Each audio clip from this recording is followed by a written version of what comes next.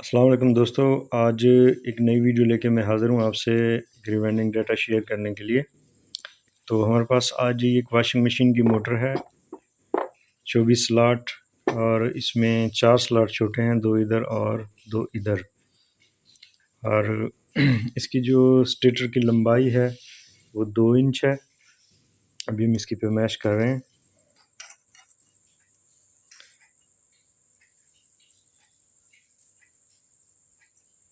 ये स्टेटर की जो लंबाई है ये 2 इंच है, और इसकी जो चौड़ाई है स्टेटर की वो तकरीबन 6 सेंटीमीटर है। ठीक है ना जी। तो इसका वाइंडिंग फार्मूला आपसे शेयर कर रहा हूँ। कुछ दोस्त परेशान होते हैं कि ये मोटर जो है वो अक्सर औक़ात जल जाती है, क्योंकि ये बहुत हैवी ड्यूटी मोटर होती है जिसकी स्टेटर की लंबाई जो है वो तकरीबन 2 इंच है। तो ये काफ़ी हैवी मोटर होती है। तो इसके लिए हमें जो वायर गेज यूज़ करना पड़ेगा, अगर आपने इसको एलुमिनियम यानी सिल्वर की तार में वाइंड करना है तो फिर इसके लिए आपको 25 नंबर वायर गेज जो है वो यूज़ करना पड़ेगा। 25 नंबर की तार स्टार्टिंग और रनिंग में, क्योंकि आपको पता है कि वॉशिंग मशीन के अंदर सेम नंबर यूज़ होता है स्टार्टिंग और रनिंग के अंदर। और अगर आपने इसको कॉपर में करना है तो फिर भी इसके लिए 25 नंबर बेस्ट रहेगा, लेकिन आप इसको 26 नंबर में भी वाइंड कर सकते हैं। तो अभी हम इसकी टर्न्स की बात करते हैं। ये हम इसको एलुमिनियम के अंदर जो है वो वाइंड कर रहे हैं, और हमने एक सेट इसका बना लिया। ये तकरीबन 35 ग्राम सिल्वर यानी एलुमिनियम की वायर का ये सेट बना है जिसका वज़न 35 ग्राम है।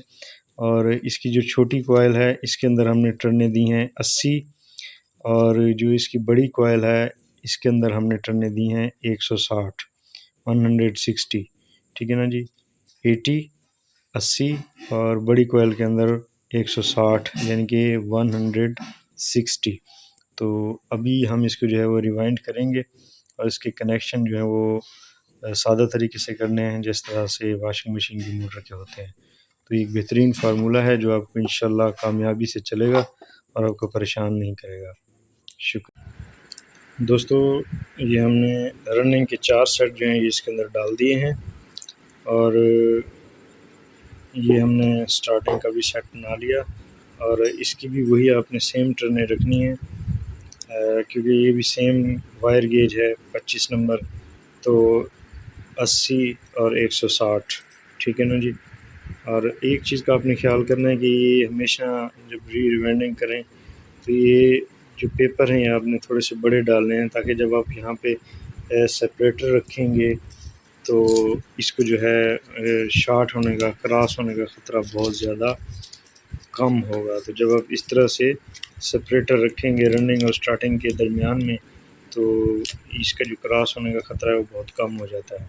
तो ये एक बेहतरीन फार्मूला है इस मोटर का, और ये आपने बेफ़िक्र होकर इसको रिवाइंड करना है, और इंशाल्लाह ये वॉशिंग मशीन के अंदर जो है ना ये बेहतरीन मोटर चलेगी। शुक्रिया।